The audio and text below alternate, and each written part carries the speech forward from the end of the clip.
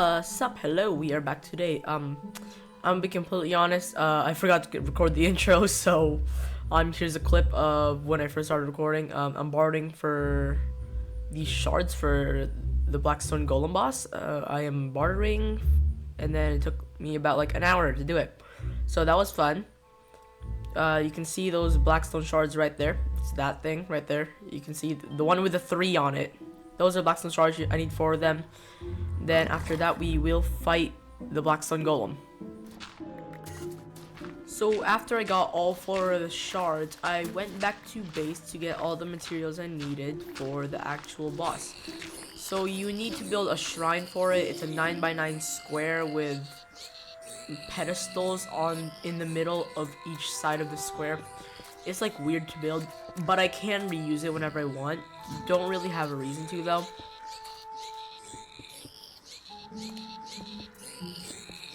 You can hear the piglin constantly dying in the background.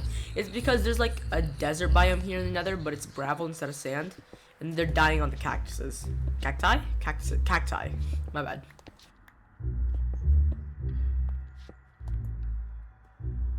Here I ran out of blackstone, so I'm gonna quickly go back to base and get some more.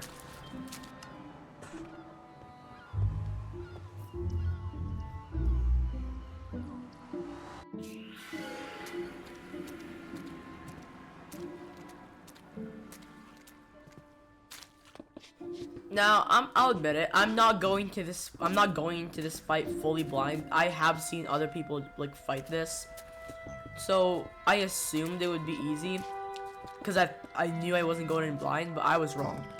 Like, it was genuinely harder than I thought it was. Like, I'm pretty sure they might have updated it, or I'm just bad, but I'm pretty sure it's different from what I thought it would be. Like, it also had a second stage. From where I would watch people fight it, it didn't have one. There I just placed the shards on the pedestals and then started building the Blackstone Golem. The thing is like, it's very unique. It builds it out of Blackstone stuff, then it summons the actual thing. It's like very, very cool.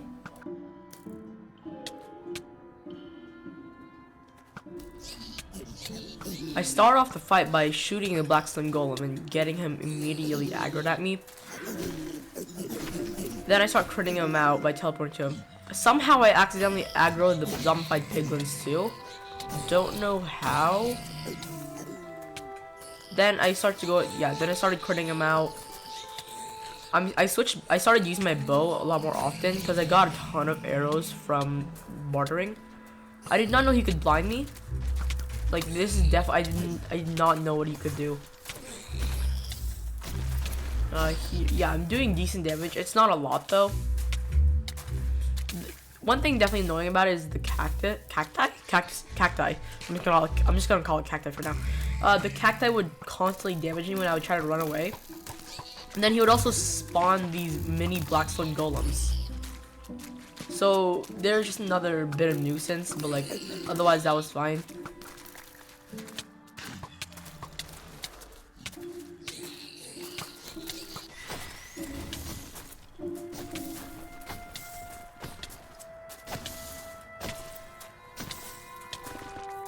During the fight, I got kind of low and ran away, and then dug into this wall. Then I realized, what if I could cheese it? Like, genuinely just shoot him. Like, shoot him while he's trying to get to me, even though you can't. Because he's stuck there. Now I can just shoot him with my bow. I thought everything's fine. And then I accidentally dropped my bow. But I thought everything was fine. But then he started doing this. He started breaking the blocks. While I'm fighting him, from out of nowhere, he launches me into the sky. Then, that's when his second phase started. He turns blue for like soul fire, I guess, soul fire based. Because normal fire is red and orange, stuff like that. That was his color before, now he turns blue. So, soul fire, I guess. I feel like he's stronger in the second phase. Like most boss, yep. Oh, never mind. I thought he was immune to arrows there for a second, but I guess not. I create distance by using my glider, just fly around and then just start shooting it with my bow. I try to use up as much arrows as I can because I got so much from bartering. I think here is around the time where I remembered that I have life leech on my sword, which if you don't know what it is, if I kill something, it gives me health back. So now I remember that I can just tank his hits as long as I kill stuff along with him. And then, not to mention, my wax weaver also heals me back to full health if I somehow die. And here, I finally kill him. Another boss down. I just need 1, 2, 3, 4 more actually. 4 more bosses, then I'm done. Spoiler alert, and actually kill 1 more in this episode. After looting the Blackstone Golem's drops, I went back to base and went to the prison. The prison is the dimension I used to get the armor, like stuff I have right now. That's what I used to gear up. Like I got diamond armor there, diamond tools. That is also where I got one of the arcane spike weapons. Like it was the arcane one, the like battle axe kind of thing. It was the purple one. That was one of the swords. It's from the same mod pack as the Wax Weaver and the Bramblethorn, my 2 main weapons. But here in the prison, there is also another boss that I'm just trying to get.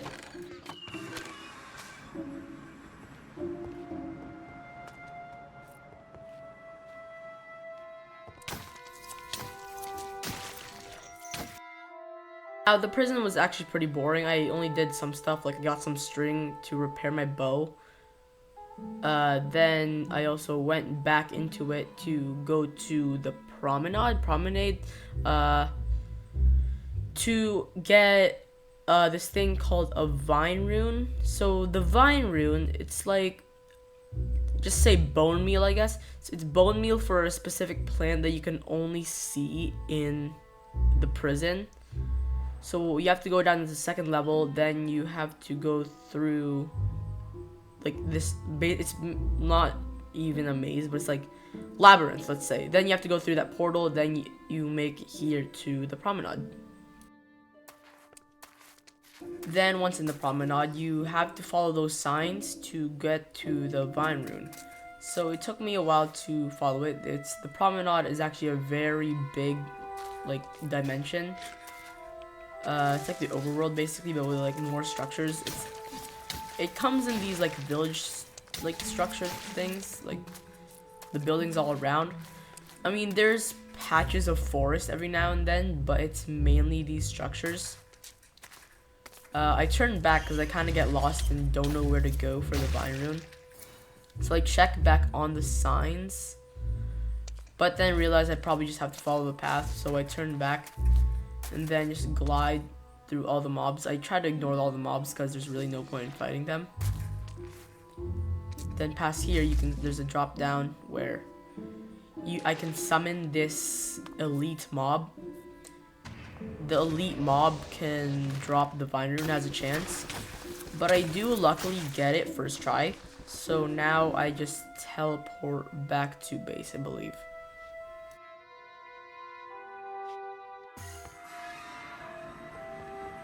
Once back at base, I immediately rush back to the prison because the first floor of the prison is actually where you can find the beanstalk. I mean, I'm pretty sure it's a beanstalk because when I got the achievement, it said Jack and the Beanstalk. I'm just gonna assume it is, or it's a vine because it's called a vine rune. But anyways, once you climb up that, you end up going to, I'm pretty sure it's a new dimension because you do go through a portal. Let me actually check the name for it. I actually don't remember. So yeah, there's the achievement. The name for it is the Insufferable Crypt, apparently. Yeah, so that's the Insufferable Crypt. That is where I find the second boss of this episode. I pull out all my totems just in case. It's actually very easy. The boss is very easy from what I've seen, but just like the Blackstone Golem, I don't want to underestimate it.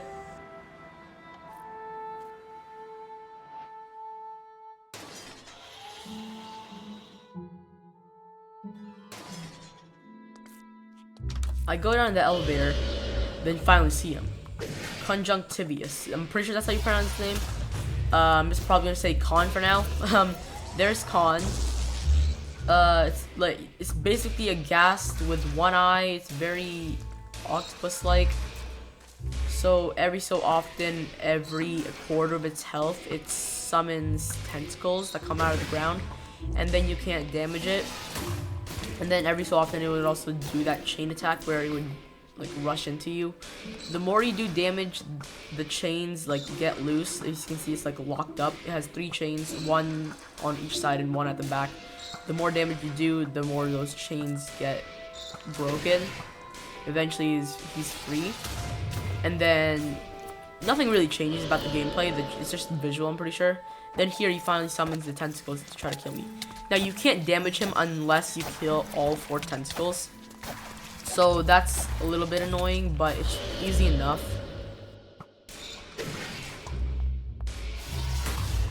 If you're still watching this video, also make sure to like and subscribe. It would help me out. It also makes me want to make more videos like this. So please like and subscribe and enjoy the video.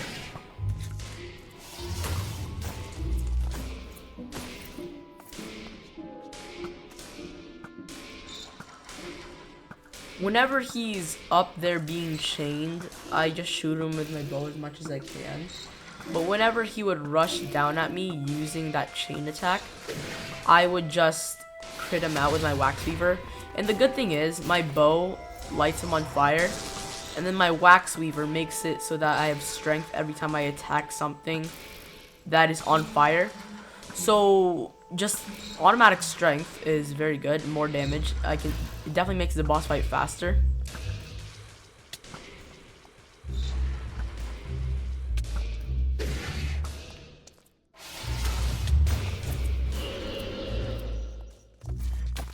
Let me just tell you here, the boss fight was not hard at all. It was actually very easy, so I'm just gonna speed it up.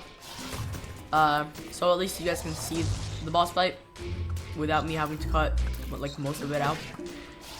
So it's basically just really repetitive. I would shoot him, he would rush down at me, I would stab him, and then same thing, rinse and repeat. Like every so often he would also summon tentacles. Pretty boring. Like, I don't know what else to say. It's just this over and over again. So that's that. What else? I am also recording another video as of editing this. It is also the next episode of the series. So in this episode, I killed 2 bosses. In the next episode, I kill another one. I mean, you can count it as 2 if you want, because the next boss is 2 bosses in 1. Little spoiler, but sure, why not? And here you kind of just stand still. Eventually, he starts shooting this stuff at me. For some reason, it does a lot of damage. But then once he dives at me here, I do kill him. I get another talent point. Cool. He drops a bunch of stuff. He drops this stem cell. He drops sewer calamari, 9 diamonds, rune blaze boots. The rune blaze boots were pretty useless. Ring of omnipotence. I'll keep the ring in case for whenever, if I become a mage for a class one time, because I can't switch my class here. I'm currently a rogue, but I can change it anytime. So now I have the rune there where I can just use it on a portal in the overworld, and then it'll just take me to another crypt, which would mean I could fight him again as many times as I want, as long as I find a different portal, which is absolutely insane. That is great. I don't have to keep using the vitamin every single time. I'm using my talent points for the armor efficiency, because my fates made it so that I have minus 30 armor efficiency, and if I just upgrade that, it gives me 8% each time. I've done it 3 times, so that's 24%, so I only have minus 6% armor efficiency. So about like 1 more, and then I have plus 2%, which is great because I have prot 4 on all my armor, except my chestplate. I have prot 5 on that one. So basically no damage with infinite health. Not even infinite, but like, I have a lot, so. I start looking through my quest book and start claiming all the stuff I have from the quests. So I killed Conjunctivius and then the Blackstone Golem. Next boss is the old champion's remains. It's a skeleton warrior that when you kill it, it turns into a ghost. So that's the two-part legend, like two-part boss I was talking about earlier. Not too long ago, like not even like 2 minutes ago.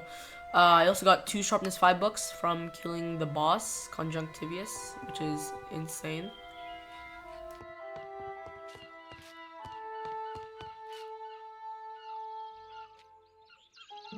When looking through my inventory, I also remembered something. I could make a compass. So the compass I wanted to make back then was Explorer's Compass. It was used to look for structures, but they changed the recipe to where I needed 3 Cinderstone trophies. But now that I have 4, I can just use 3 of those to make that compass, which can take me to any structure I want. Then that everything would be so much easier with finding structures, like boss structures and stuff like that. So I'm gonna head over to the prison to make that.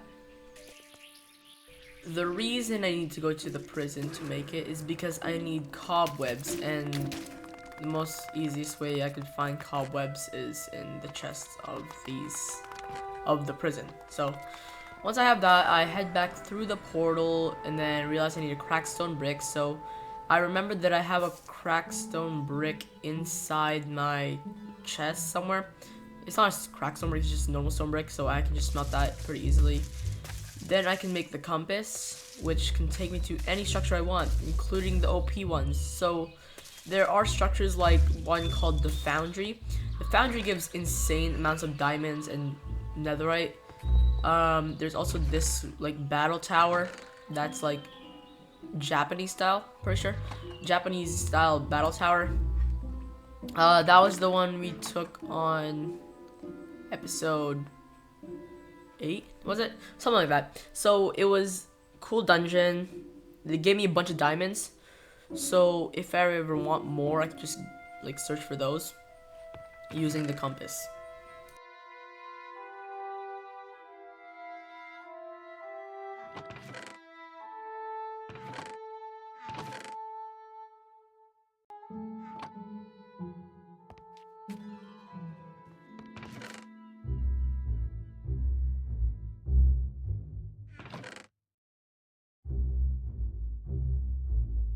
Right now I'm getting the materials for a normal compass because I do need one for the traveler's one to look for structures. Then I put in the cobwebs and the crackstone bricks and the 3 Cinderstone trophies. Like 3, that's kind of insane. The nature's compass I have, which can locate biomes, only takes 1. But I still find it insane that I need trophies at all for them. So, I mean, they are pretty OP, so I understand it, but why 3? That seems a little overkill. Because now it's going to be harder to actually get more. But that being said, I think I am going to end the episode here today. So, thanks for watching, and I will see you next time. Bye.